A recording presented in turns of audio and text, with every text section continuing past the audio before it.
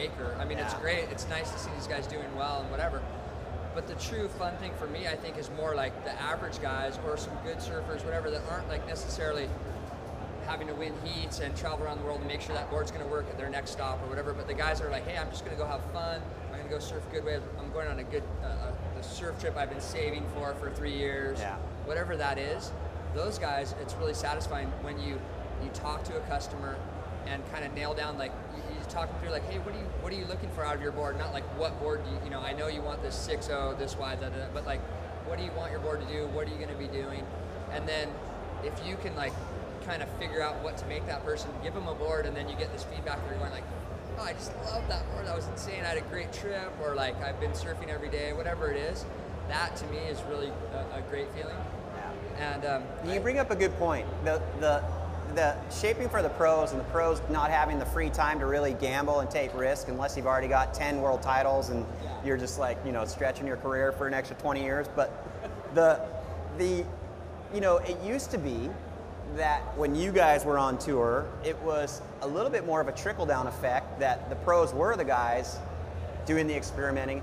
Now it seems like the innovation is coming from outside and underneath these guys. I mean, it took, I would argue it took Kelly a long time to change his boards. Yeah. You know, it wasn't until 2008 really. And you know, the surfboard renaissance had been going for a good decade more. So it's interesting that you say that, because a lot of the innovation is happening not necessarily on the tour. And then the same thing too, also, I think what Pat said is that the boards have really, like in Hawaii especially, you notice like the lengths have been shrunken down, especially like guys riding pipeline. Like guys are riding boards that like 6.6s where they would have been riding 7.6s 5 or 6 years ago, and just crazy stuff. What does John ride at 8-foot pipe? A 6.6, 6.4. Yeah. Like if it's not, basically anything, even second reef pipe, he'll be 6.8 is his biggest board he'll ever ride. That's amazing. It's just crazy, you know. Yeah, exactly. He's 6'1".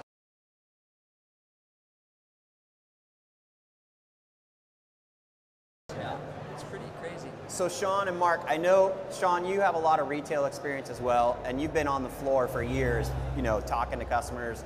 And Mark, the one thing that I always ask people, again, what is your advice to somebody who's just learning how to surf and the type of board they should go buy, and you know, their choices now? It's like, hey, what are you learning on? What advice do you give those people when they're walking through the door? What is the best advice we can give them? And how many more choices do they have today?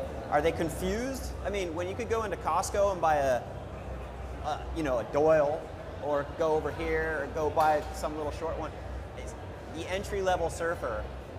Well, obviously, you know, that having that retail background, I worked with the whole gamut. Anywhere from really experienced surfers that have surfed their whole life to people that just begin. And I usually take a customer through and go, hey, stability, then sacrifice stability for maneuverability. You know, plain and simple, you know, make something easy to begin with. You know, and I think that everybody at this table, especially if you're trying to make money, especially to the customer, is identifying who your customer is, and that they understand you and you understand them. What kind of product do you want to get them so that they're successful and they come back for more?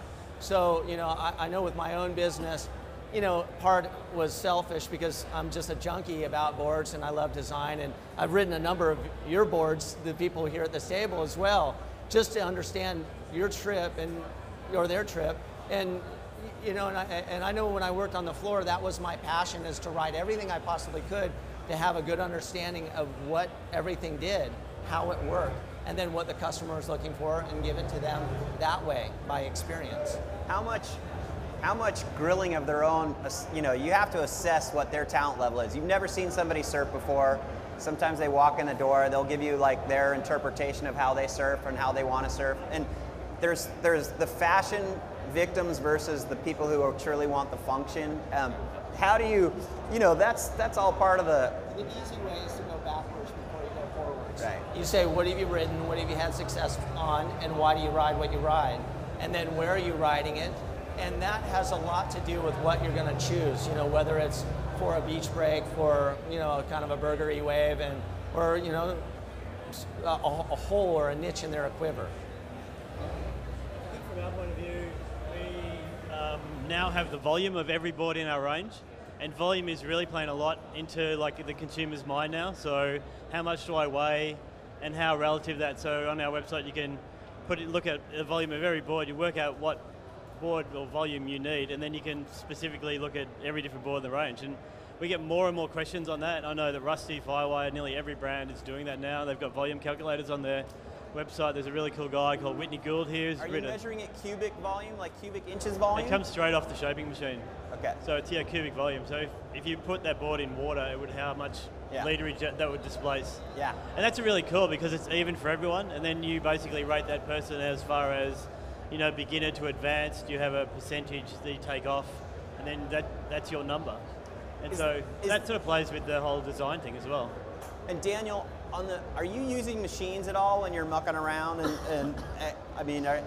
Yeah, at this point in time, I've definitely shifted a lot of my work to the machines. I mean, so I do want to surf still sometimes. Because the cubic volume is like, it's a big deal. I remember when that first became a measuring tool. And I actually remember calling Mark Richards for an interview going, this is kind of cool because you could take this number and displace things as however you want to, you know.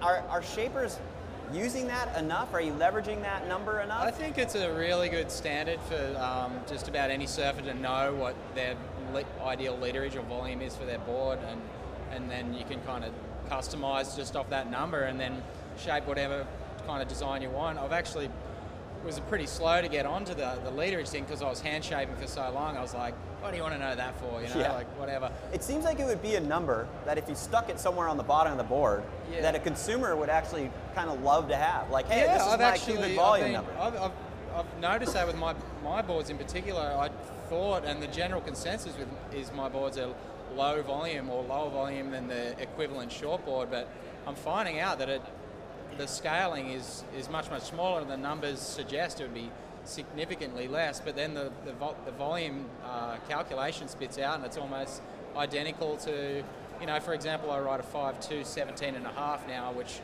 5 years ago would just seem ludicrous. Like, you know, in fact, my first board my dad ever did me when I was 5 was a 5.2 17, you know, so I'm almost riding the same numbers as I did when I was a flea bag, you know. So, you know, but now I'm finding like it's got like 25 litres, which is the same as like a 5.11 18 2.25, you know, so I'm like, wow, I'm riding the same litre of foam, but I've just kind of chopped off the ends and I'm just riding this little piece in the middle. So, I mean, that's good information for me and for my customers, in my example, that it's a good standard to have, I guess. It's easy for the industry to. I think that's something you guys should all push. Use that number more often. Put it on the bottom of your boards. I've started writing it on there because people are like, oh, I can't ride that, you know. And then I'm like, well, it's this volume, and they're like, oh, I can ride that. It's amazing how just that number just changes people's perception. Well, and that's the funny thing, and Matt, you know, the numbers we always get hung up on traditionally are length and width, right? And it's pretty interesting to me that those two numbers, especially if you're only talking center width, it's like, to me, tail width, and I'll be interested to get your guys' opinion, but tail width to me seems way more important on a performance shortboard than the center width. And the length, we've all seen how varied it can get now. So it seems like the measuring sticks that we've been using for a long time are a bit outdated. And perhaps we're due for some new ones. Would that help your cause? I mean, what's your thought? I think the volume thing is actually a really good thing that's been happening because the way that the different shapes that I'm making now are they're wider and thinner. So the distribution of volume is like so different than it used to be, like where your standard thruster.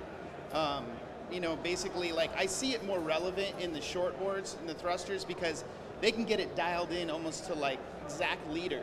But with like the stuff that I make, it's more like the mental barrier the surfer needs to get over. Like Daniel was saying, like they can ride a lot less than they think, but they're mentally can't grasp it yet. And I think that's what we're going through now is like a change in thought. Like, wow, I can actually ride a board that short and that low a volume. And I'm like a couple weight steps below Daniel in the sense that I'm catering to people that have a really big mental block. They're coming off longboards and they want to ride a short board. that's like a really difficult thing to grasp, and they don't even, like, the volume thing's not even on their radar. Right. And it's like, so we have to educate the people, you know, the customers and stuff. If they're going to make an abrupt change, you know, you need to, like, start looking at these numbers, you know, because they're all over the place. So, you know, like right now, the mid-range is getting really popular because, like, guys are riding like Fishes and Simmons type boards. They were short, and then when they go back to their big, you know, 2+1 or single fin longboard, it's like it's too big for them. It's too much volume. It feels bulky. So now, like, the mid-range is coming on.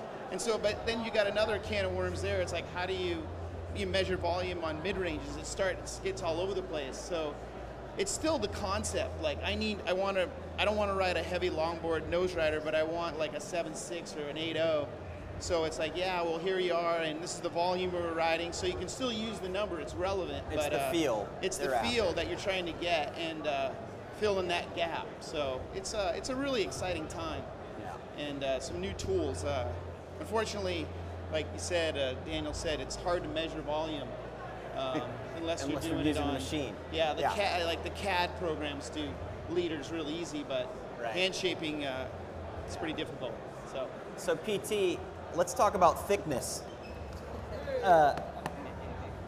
Because that's an interesting, I mean, the boards have obviously gone shorter. One of the things that I always laugh at when I look at, especially the grommet boards these days, like, you could eat the thing. It looks like, I've eaten cookies bigger than that, right?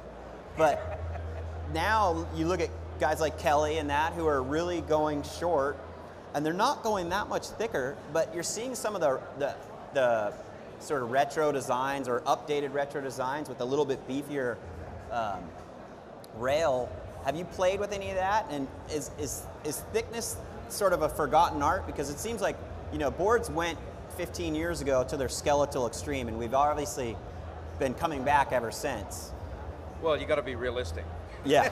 that as you get a little older, you get a little gravity sets in, and you get a little chunkier. Yeah. But I think one of the things that helps that is technologies.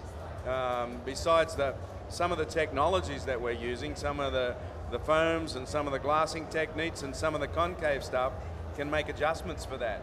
You can, that board that I'm riding, the joint effort, you get worried about it, that the board feels too boaty, like as you start to add that width and with these new technologies and that, it eliminates that feel. That 6.6, while is the most wide board I've ridden for a short board ever, the board doesn't feel boaty because it's an epoxy construction, and in the bottom it's got these deep channels that took a bunch of foam out.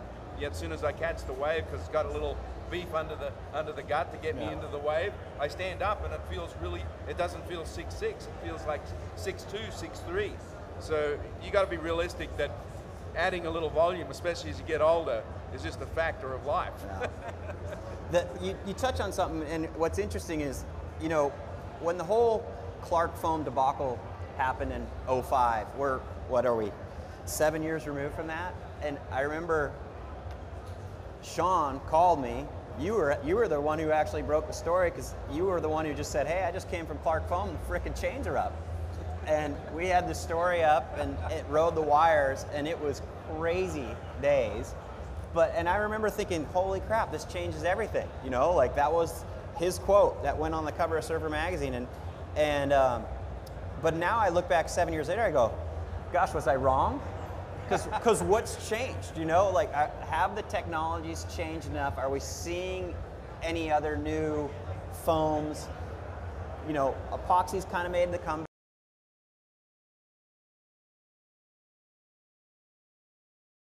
Are we staying put?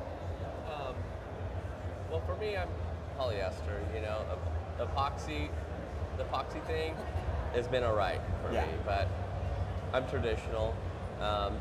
The blanks have gotten so much better than the Clark foam version.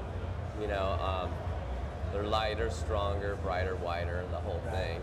And so it's pushed the level of surfboard making.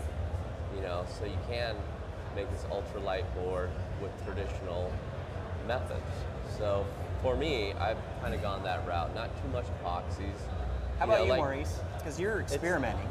Yeah, well, I think the best thing that ever happened was when Clark went down. I think what it did was it created competition in the marketplace between certain blank makers, and at the time people really had to change to go to, you know, expanded polystyrene, extruded polystyrene.